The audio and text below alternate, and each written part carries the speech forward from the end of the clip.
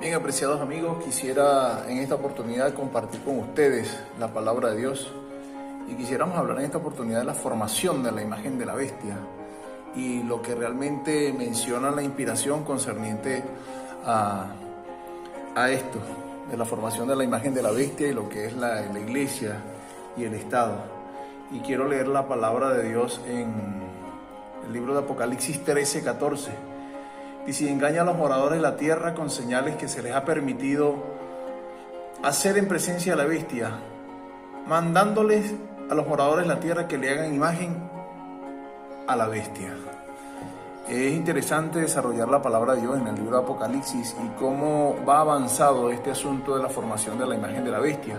Y es necesario que nosotros podamos hacer un seguimiento al calendario profético y poder entonces estar atentos a lo que realmente viene como tempestad para estos últimos días. En algunos temas anteriores hemos hablado de esa bestia que se levanta de la tierra y que tiene dos cuernos como los de un cordero, pero habla como dragón, y que indudablemente simboliza al gobierno de los Estados Unidos. Según vimos, esta bestia se levantará o va a levantar una imagen a la primera bestia en su honor. Sabemos que Apocalipsis 13 nos habla de esa primera bestia que representa el sistema papal. ¿Y qué es una imagen? ¿Qué es una imagen? Es un reflejo o una semejanza. Siendo que la imagen es de la primera bestia, necesitamos saber quién es esa bestia y cuáles son sus características. Bueno, vamos a desarrollar rápidamente, como hemos visto, las características fundamentales de la primera bestia, que es el papado. Tuvo una supremacía durante un espacio de 1260 años, en la que unió la iglesia con el Estado y empleó la espada del Estado para perseguir a los que no estaban de acuerdo con sus doctrinas y prácticas. La bestia se levantó de la tierra. Esta bestia que se levanta de la tierra ahora va a ser una imagen de esto que hizo el sistema papal durante 1260 años. Esta nación de los Estados Unidos va a contrariar los principios de su propia constitución y va a levantar una república, para el papado, y van a repetirse imágenes similares a las que sucedieron con los reformadores de la Edad Media, como Juan Hus, como Jesús y como otras persecuciones que se hicieron para con el pueblo de Dios. Ya hemos visto que los dos cuernos, como los de un cordero, simbolizan una nación que se compone de dos reinos separados, la iglesia y el Estado. De este fundamento se depende la idea de dos principios fundamentales en el sistema norteamericano, que es libertad civil y libertad religiosa. Y por más de 200 años, los Estados Unidos han respetado esta separación. Pero tristemente, tenemos que decirlo, la profecía afirma que la nación termina hablando como un dragón. ¿Pero qué significa la voz del dragón? Para responder a esta pregunta necesitamos saber primero lo que representa el dragón. El dragón inicialmente representa en el Apocalipsis 12 y Apocalipsis 13, es representado primordialmente por el diablo. Sabemos que representa a Satanás, la serpiente antigua, el dragón, que se llama Diablo y Satanás. O como lo menciona Apocalipsis 12, el dragón es el diablo. Pero el diablo no se presenta como diablo. El diablo siempre usa los gobiernos, usa algún sistema, usa una máscara para poder hacerse presente ante las personas. Por eso cuando el dragón procuró matar al hijo varón de esa mujer que representa a la iglesia, Apocalipsis 12, y que ese niño representa a Jesús, ¿a quién usó? Usó al sistema romano. Y por eso decimos que en sentido derivado, ese dragón representa a la Roma en su doble forma. Cuando vamos a la página 276 del conflicto de los siglos, dice que ese dragón bermejo representa a Satanás, pero que también en sentido derivado representa a la Roma pagana. Y hoy por hoy también representa lo que es la Roma papal. Por eso Apocalipsis 12:3 dice que el dragón se paró delante de la mujer para devorar a su hijo tan pronto como naciese. Satanás es el dragón, pero obvio, obró por medio de Herodes, un gobernante civil de la Roma imperial. Cuando el imperio romano se desintegró, la profecía afirma que el dragón le dio a la bestia, o sea, a la Roma papal, su trono, su poder y su autoridad, según el versículo 2 de Apocalipsis 13. Es decir, el papado continuó gobernando con la autoridad que le confirió el dragón. O sea, en este caso Satanás obró por medio de la Roma por 1260 años. Finalmente, la bestia que se levanta de la tierra en el tiempo del fin será el portavoz de la bestia que recibió su trono, poder, autoridad de ese dragón de Apocalipsis 13:11. Resumiendo, entonces al hablar como dragón, la bestia de la tierra no solo habla en nombre de Satanás, sino en nombre de la Roma papal. Así es que el dragón, la bestia del mar y la bestia de la tierra, todos son agentes de Satanás, quienes obran por intermedio de Roma.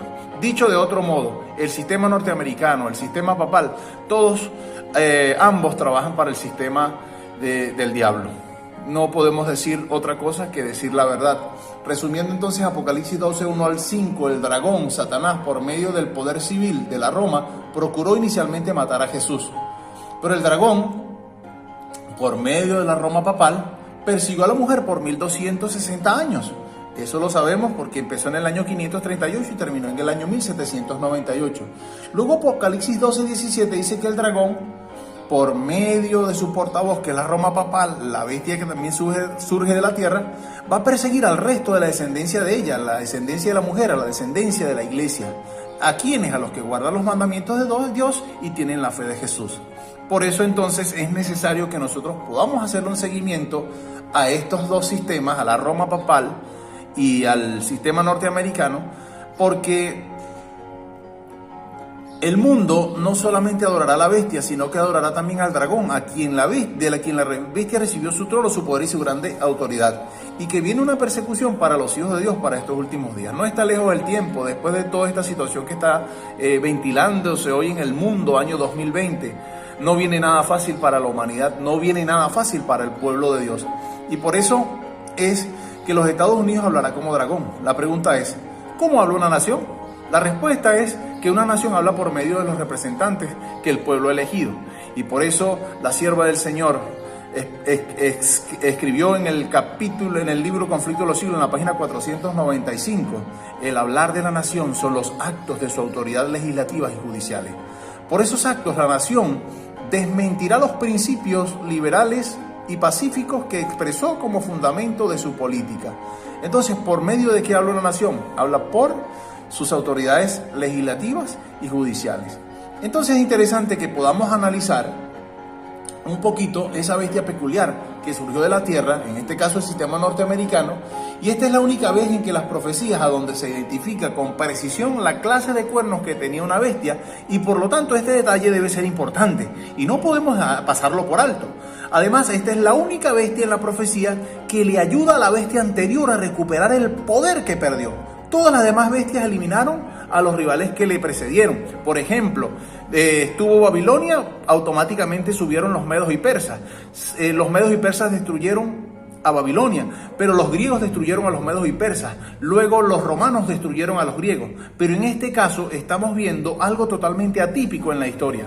¿Por qué? Porque dos bestias están en este momento a la par y la bestia que sube de la tierra está trabajando para entregarle de nuevo el poder a la primera bestia cuya herida mortal ha ido sanando. No está sana completamente, pero ha ido sanando.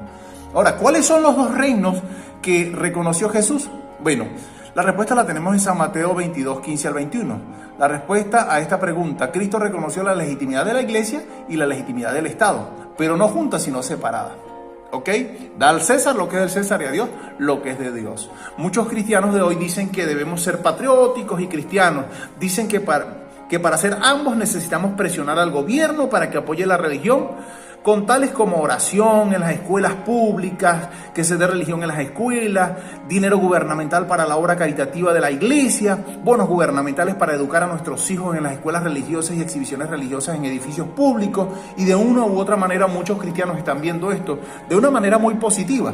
Pero quiero que profundicemos un poquito en este asunto, porque como ya hemos visto, separar los asuntos de la iglesia del Estado es cristiano, porque eso fue lo que hizo Cristo.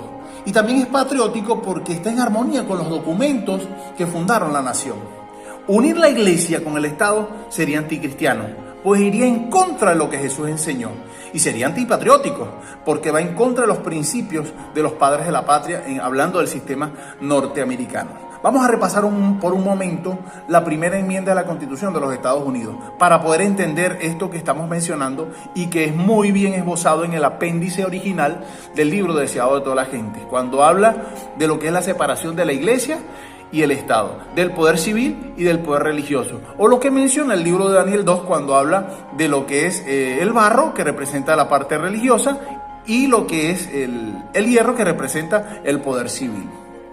La primera cláusula o enmienda de los Estados Unidos de la Constitución dice: el Congreso no hará ninguna ley que tenga que ver con el establecimiento de religión. No puede el Congreso hacer ninguna ley que tenga que ver con el establecimiento de religión. Luego dice: ni que prohíba el libre ejercicio de ella. Y luego dice: ni que coarte la libertad de expresión, ni la libertad de prensa o el derecho que tiene el pueblo de reunirse pacíficamente y de pedirle al gobierno que se le haga justicia. Esto es elemental conocerlo. Necesitamos conocer estas cláusulas de la Constitución de los Estados Unidos para saber entonces sobre qué base o sobre qué enmienda se va a trabajar. Luego hay una enmienda que fue la enmienda Johnson, que se publicó muchos años después, pero que en el año 2017 quedó totalmente destruida, pero que tiene que ver en cierto modo con algunas de estas enmiendas que posteriormente serán derogadas. La historia de Daniel 3 y Daniel 6 son ilustraciones vividas de lo que sucede cuando el gobierno viola las primeras dos cláusulas de la primera enmienda. El resultado ineludiblemente es la pérdida de la libertad religiosa y la libertad civil. ¿Por qué decimos esto? Por ejemplo, Jeremías 27, 4 al 8, Dios mandó a todas las naciones que se sujetaran al rey Nabucodonosor y si no lo hacían, bueno, el Señor prometió castigarlos y les mandarás que digan a su Señor: así ha dicho Jehová de los ejércitos, Dios de Israel, así habéis de decir a vuestros señores: yo hice la tierra, al hombre y las bestias que están sobre la faz de la tierra, con mi gran poder, con mi brazo extendido, y la di a quien yo quise. Y ahora yo he puesto todas estas tierras en manos de Nabucodonosor, rey de Babilonia, mi siervo, y aún las bestias del campo le he dado para que le sirvan. Y todas las naciones le servirán a él, a sus hijos y al hijo de sus hijos, hasta que venga también el tiempo de su misma tierra, y la reduzca a servidumbre, muchas naciones y grandes reyes.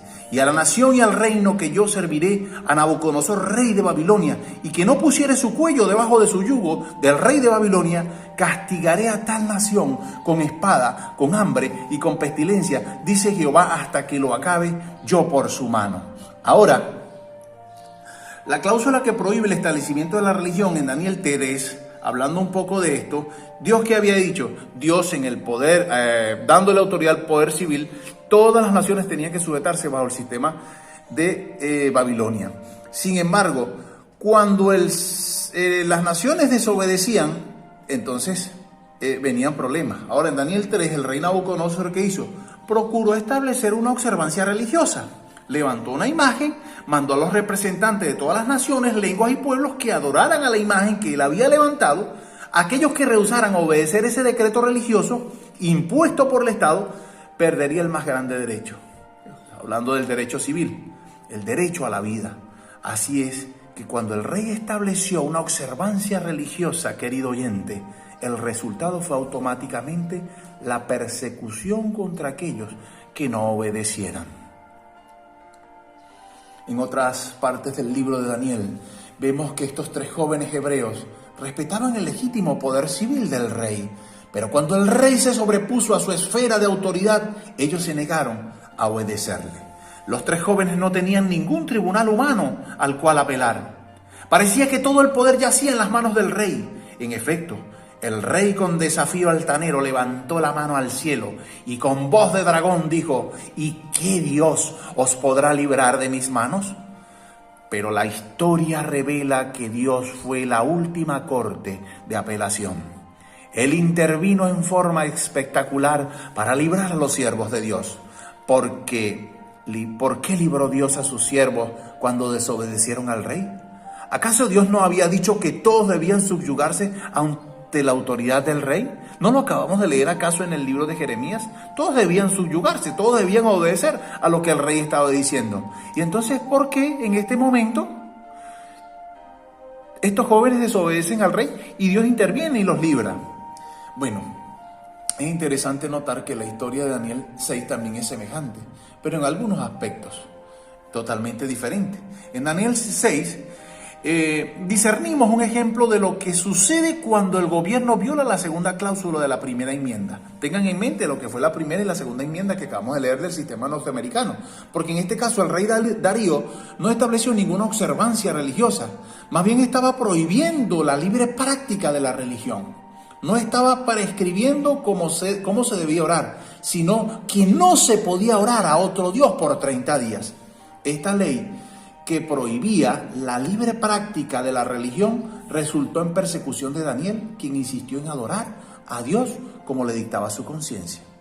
Daniel amaba al rey y obedecía todas las leyes civiles legítimas de los medos y persas, pero cuando el rey se sobrepuso a su legítima esfera de autoridad, en este caso el poder civil, Daniel se negó a obedecerle. En todas las épocas donde ha habido la unión del poder civil con el sistema religioso, o cuando el poder civil ha querido interponerse sobre el sistema religioso, entonces inevitablemente ha habido problemas y los hijos de Dios entonces tienen que obedecer a Dios antes que a los hombres.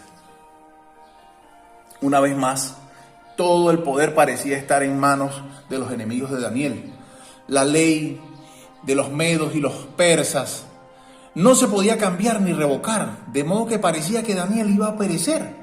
Pero una vez más, Dios fue el último tribunal de apelación e intervino en forma espectacular para librar a su siervo de manos de sus enemigos.